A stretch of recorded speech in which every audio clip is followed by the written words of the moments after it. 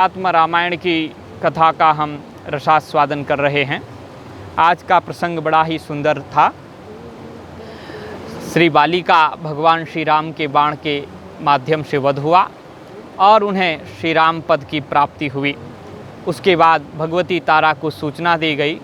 तारा विलाप करती हुई आई और विलाप करने लगी। भगवान श्री राम ने समझाया कि आप किसके लिए विलाप करती हैं। करुणम विलपंती सा ददर्श रघुनंदन राम माम जहि बाणेन एन बाली हतस्त्वया। कहने लगे कि जिस बाण से आपने हे राम बाली को मारा है, उसी बाण से मेरे को भी मार करके मुझे अपने पति के पास पहुंचा दो, क्योंकि गच्छामि पतिसालोक्यम पतिर्मामभि कांक्षते स्वर्गेपि न सुखम तस्य माम बिना रघुनंदन। आप यदि मुझे नहीं मारेंगे तो मेरे पति बड़े दुखी होंगे। वो मेरे बिना कुछ क्षण भी नहीं रह सकते थे और इस समय वो मेरे बिना व्याकुल रहे होंगे। स्वर्ग में भी उनको सुख नहीं मिल रहा होगा। इसलिए रघुनंदन ये कृपा करो, उसी बाण से मुझे भी मार दो, क्योंकि अब पत्नी का वियोग क्या होता है वो आप जानते हैं। पत्नी वियोग जम दुखम अनुभूतम त्वया नघ। आपको अनुभूत है। इसलिए बाली ने माम प्रयच्छासु पत्नी दान फलम लभेत। अब मुझे मार करके आप पत्नी दान का फल प्राप्त कर लो, स्त्री दान का फल प्राप्त कर लो। ऐसे जब शोक विलाप करने लगी तो श्री राम जी ने कहा, हे भीरु, किम भीरु शोचसी व्यर्थम। आप व्यर्थ ही शोक करते हैं, क्योंकि शोकस्या विषयम पतिम। ये तो आपका जो पति था वो शोक का अविषय है, शोक का विषय नहीं है। वो तो वीर था, पराक्रमी था, युद्ध भूमि में अपने प्राण त्याग करता हुआ वीर गति को प्राप्त हुआ है। पतिस्तवायम देहो वा जीवो वा नित्य तत्वतः। ये नीति शास्त्र के अनुसार हमने कह दिया कि रणभूमि में जिसका वध होता है वो ब्रह्म पद को प्राप्त करता है। अब वो तो ब्रह्म पद को प्राप्त कर चुके हैं। दूसरी दृष्टि से देखें, यदि आप अपने पति को शरीर मानती थी तो शरीर यहाँ पड़ा है। पतिस्तवायम देहो वा जीवो वा वद तत्वतः। यदि तुम शरीर मानती हो तो शरीर ये पड़ा है, और जीव मानती हो तो वो तो तत्व स्वरूप है, वो तो सर्वत्र व्याप्त है, आपसे भिन्न नहीं है। पंचात्मको जड़ो देहस त्वंगमान स रुधिरास्थिमान काल कर्म गुणोत्पन्न सोप्यास्ते द्यापिते पुरः। यदि इस शरीर को ही अपना पति मानती हो तो ये तो क्षितिजल पावक गगन समीरा पंच रचित अति अधम शरीरा तेरे सामने पड़ा है। ये देह जो है त्वचा, मांस, रुधिर, अस्थि और काल कर्म गुणों के द्वारा समुत्पन्न है, और ये आपके समक्ष है। इसको देख लो, निहार लो, जो करना है सो करो। ये तुम्हारे सामने है। तुम किसके लिए विलाप कर रही हो। मन्य से जीवमात्मानं जीवस्तर ही निरामयः न जायते न म्रियते न तिष्ठति न गच्छति। यदि तुम अपने पति को जीव मानती हो, परमात्मा का अंश मानती हो, क्योंकि ईश्वर अंश जीव अविनाशी, ईश्वर का अंश जीव तो अविनाशी है, चेतन अमल सहज सुख राशि। वो जो चेतन स्वरूप है वो तो अमल है, उसमें मल नहीं है, वो तो निरामय है। इसलिए अगर अपने पति को तुम जीव मानती हो तो वो तो निरामय है, उसमें शोक नहीं है, उसमें दुख नहीं है, उसमें कष्ट नहीं है, उसमें रोग नहीं है, और वो न उत्पन्न होता है न मरता है, न वो रुकता है न जाता है, न वो ठहरता है न वो खिसकता है, और वो न स्त्री है न पुरुष है। उसको कौन सी संज्ञा दें। न स्त्री पुमान वा संडो वा जीवः सर्वगतो व्ययः। वो न स्त्री है, न पुरुष है, न नपुंसक है। अरे जीव तो सर्वगत है। वो जीव स्त्री में भी है, वो जीव पुरुष में भी है, वो जीव नपुंसक में भी है। उसमें कोई भेद है ही नहीं। वो तो सब जगह एक समान है, सर्वगत है, वो अद्वितीय है। एको एवा द्वितीयोयम। वो एक है, अद्वितीय है, आकाशवद लेपकः, वो आकाश की तरह है। आकाश अलग अलग नहीं होता, आकाश तो एक ही होता है। कई लोग कहते हैं सातवें आकाश में रहता है। आकाश तो एक ही होता है जी, सातवें में कैसे रहने लग गया? आकाश एक ही होता है। आकाशवद लेपकः, आकाश की समान निर्लेप, आकाश में कोई लेपापोती होती ही नहीं है। जहाँ भी है वहाँ आकाश एक समान है, एक जैसा है। उसके आकार प्रकार तो केवल हमारी दृष्टि में है, क्योंकि हमारी दृष्टि सूक्ष्म है। हमारी दृष्टि का जितना आकार होगा उतना बड़ा हमारे लिए आकाश होगा। तो इसलिए कहते हैं नित्यो ज्ञानमय शुद्ध, जीव तो नित्य है, ज्ञानमय है, शुद्ध है। स कथम शोकमर्हति, उसके लिए तुम कैसे शोक करती हो?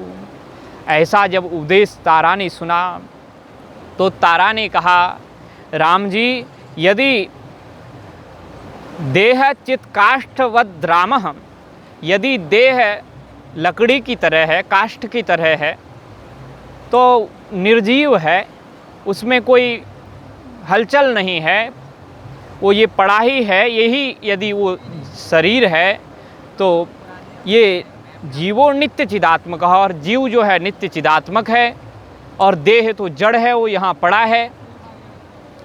तो ये बताइए ये सुख दुख का संबंध कैसे हो गया? सुख दुखादि संबंध कस्य स्यात् राममेवद, ये दुख सुख का संबंध कहाँ से आ गया? क्योंकि जो जड़ है उसको भी दुख नहीं है, जो चेतन है उसको भी दुख नहीं है। ये दुख आ कहाँ से गया? बीच में ये दुख सुख कहाँ से आ गया? तो ये प्रश्न इन्होंने बड़ा विलक्षण किया। तो श्री राम जी ने बड़ी ही अद्भुत चर्चा शुरू कर दी। श्री राम कहते हैं, श्री राम उवाच अहंकारादि संबंधो यावत् देहेन्द्रियै सह संसारस्तावदेव स्यात् आत्मनस्तु अविवेकिनः। जो अविवेकी लोग हैं, कहते हैं जो अविवेकी लोग हैं, अहंकारादि संबंध उनको देहादि से हो जाता है। वो देह को मैं मानने लगते हैं, इसलिए अहंकार उत्पन्न हो जाता है। और जो अहंकारादि ये के साथ में देह का संबंध हो गया, मेरा है, मेरेपन का संबंध हो गया, इसके कारण मैं करने लगा। ये मैं का जो है संबंध हो गया, क्योंकि जीव तो नित्य है, अव्यय है, लेकिन उसने इस शरीर के साथ में बंधन कर लिया और शरीर के साथ जो है अहंकार आदि जुड़ गए। तो ये दोनों का जो है मिलन से हो गया। अगर ये भिन्न भिन्न रहें, शरीर अलग रख दें और जीवात्मा अलग रख दें, तो इसमें कोई झगड़ा नहीं है, कोई विकार नहीं है, क्योंकि इस शरीर को दर्द हो रहा है, न आत्मा को दर्द हो रहा है।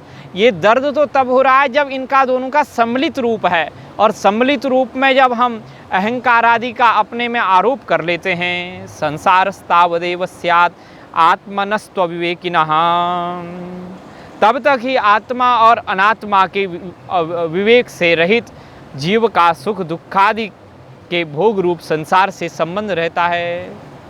जब तक जो है अहंकार आदि रहता है, ये मेरा है, ये पराया है।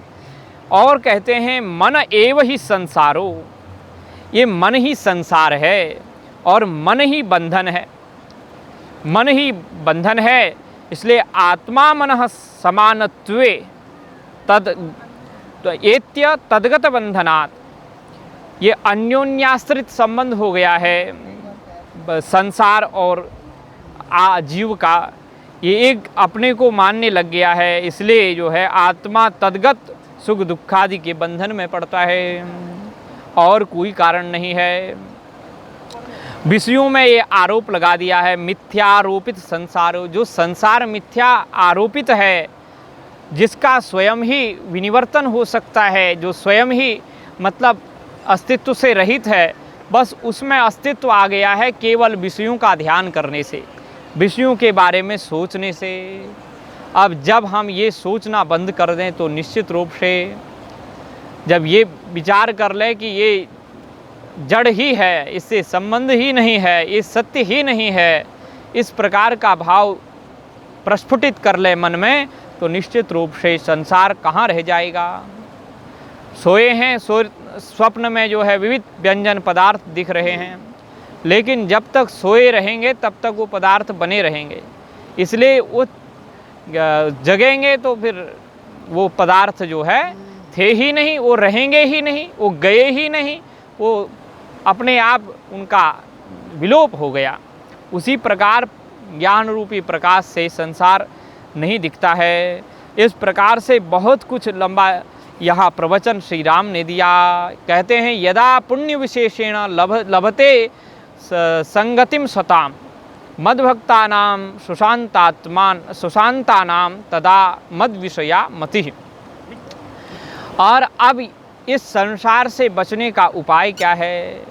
बोले कभी कभी पुण्य जागृत हो जाए, पुण्य जागृत हो जाए तो सत्संग मिल जाए, सज्जन मिल जाए, मेरे भक्तों का जो परम शांत हैं, जो अपने आत्मचिंतन में लगे रहते हैं। शांत वही है जो अपने आप में संतुष्ट है, जो असंतुष्ट है इधर उधर भाग रहा है वो शांत नहीं हो सकता।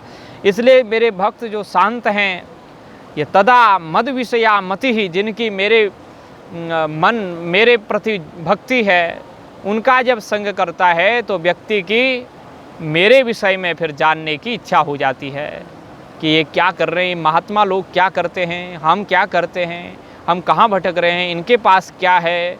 तो ऐसे ही करके जब वहाँ देखता है तो यहाँ तो बहुत अच्छा है, तो उसकी भी मति वहाँ लगने लगती है। मत कथा श्रवणी श्रद्धा, धीरे धीरे जब मेरे बारे में जानता है तो मेरी कथा के प्रति श्रद्धा उत्पन्न हो जाती है। दुर्लभा जायते ततः, ये ऐसे वैसे मिलने वाली नहीं है, बड़ी दुर्लभ है। संतों के पास जाने के बाद भी दूसरों का गुण चिंतन में कई लोग पड़ जाते हैं। इसलिए कह रहे हैं मत कथा श्रवणे श्रद्धा दुर्लभे जायते ततः, संतों के पास जाने के बाद भी ये मेरी भक्ति मिल जाए, मेरी कथा में प्रीति हो जाए, दुर्लभ है। अगर ये सुलभ हो गई तो फिर समझ लो कल्याण है। ततः स्वरूप विज्ञानम, अगर मेरी कथा में श्रद्धा हो गई तो स्वरूप का ज्ञान हो जाएगा। अनायासेन जायते, अनायासेन हो जाएगा। कथा में श्रद्धा होनी चाहिए, भगवत विषयक चर्चा के प्रति श्रद्धा होनी चाहिए। अब ये श्रद्धा कैसे होगी? ये श्रद्धा संतों के सत्संग से ही होगी, निरंतर के सत्संग से। तदाचार्य प्रसादेन, आचार्य के प्रसाद से, गुरु के प्रसाद से, वाक्यार्थ ज्ञान तत्क्षणात्, और उनके द्वारा जो तत्वमसि, तुम वही हो, वो परमात्मा साक्षात ज्ञानमय है, विज्ञानमय है और तुम वही हो, इस प्रकार का कहा जाएगा।